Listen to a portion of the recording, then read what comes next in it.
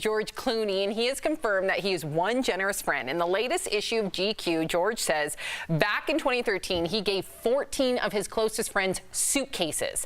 Each suitcase filled with $1 million. Wow. He says this was before he dated his wife Amal or had a family and wanted to repay all the friends who helped him out when he was a struggling actor. One of those friends was Cindy Crawford's husband, Randy Gerber. The two helped create Casamigos Tequila, which then they later sold in 2017 for $1 billion. Erica, what would you do if your friend gave you $1 million? And what if you were like the 15th friend and then you had to find out like the next day? Oh, I didn't think about that.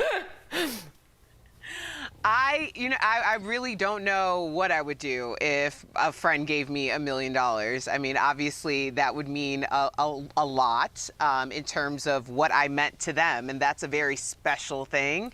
I have thought about, what if I was in the position to really change somebody's lives? Like, who would I start with? And I know I would start with my parents, like that's kind of a no-brainer, but I would definitely automatically weed out anyone who I've given money and I haven't heard from them, or I've given money to and they've posted something on social media flaunting how cool and great they are, but have neglected to pay me back. So those are the people I wouldn't give money to. Yeah, but you know they'd be one of the first people to call you, being like, "Oh, hey, Erica, we heard you sold your franchise or whatever that may be." Yeah, I mean, but is there an amount that would like offend you?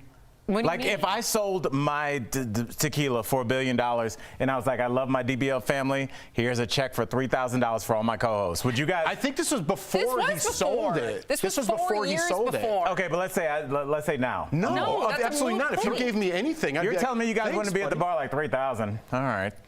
Mr. Billionaire I think over that'd here. be generous. I'd be like, thanks for You are giving a me nice anything. guy. I'm on. At least I'm on the list. Obviously, you would feel differently if you found out I sold my candle company, Byron & Co., by the way, for $1 billion, and then I gave you a check for $3 grand. How would you feel? I'd be like, great, we can go to a nice dinner.